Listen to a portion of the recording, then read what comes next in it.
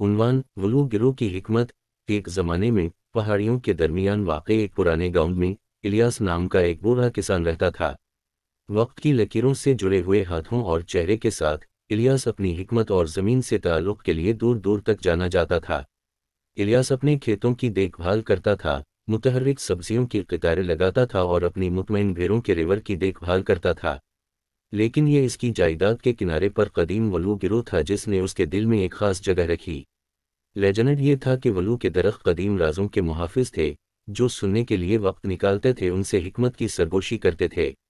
الیاس زمین سے اپنی گہری محبت کے ساتھ ان قدیم حوالداروں کے سائے میں لاتعداد گھنٹے گزارے، سکون اور بصیرت کی تلاش میں۔ موسم گرما کی ایک شام، جیسے ہی سورج افق پر ڈوب رہا تھا، کھیتوں میں لمبے سنہری سائے ڈال رہا تھا، ایک اجنبی گاؤں میں پہنچا۔ لمبا اور اسرار میں لپٹا اس نے بے چین اجلت کی ہوا برداشت کی۔ اجنبی نے الیاس کو ڈھونڈا، جو بوڑھے کسان کی حکمت کی کہانیوں سے کھینچا گیا تھا۔ الیاس نے گرم دل کے ساتھ اجنبی کا استقبال کیا، اسے آگ سے کہانیاں سنانے کی دعوت دی۔ جیسے جیسے رات گہری ہوتی گئی، دونوں ستاروں سے بھرے آسمان کے نیچے بیٹھ کر زندگی کے اسرار، خواب اور وقت اور فطرت کے درمیان ابدی رقص کے بارے میں بات کر رہے تھے۔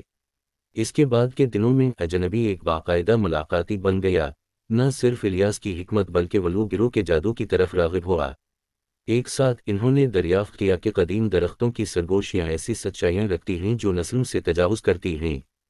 جیسے جیسے موسم بدلتے گئے اور سال گزرتے گئے، الیاس اور اجنبی نے ایک ایسا رشتہ جوڑ دیا جس نے عمر اور حالات کی مخالفت کی۔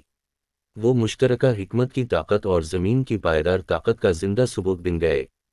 جب اجنبی کے آگے بڑھنے کا وقت آیا تو اس نے اپنے پیچھے شکر گزاری کی میراث اور ولو کے سائے میں سیکھے ہوئے اس باغ کو آگے بڑھانے کا وعدہ چھوڑا۔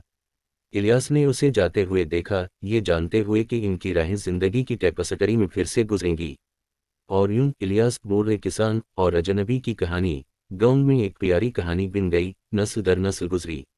ولو گروہ اپنے قدیم سرگوشیوں کے ساتھ حکمت کے متلاشیوں کے لیے ایک پناہ گاہ بنا رہا، جو فطرت کے گلے ملنے کی پائیدار طاقت کا زندہ ثبوت ہے۔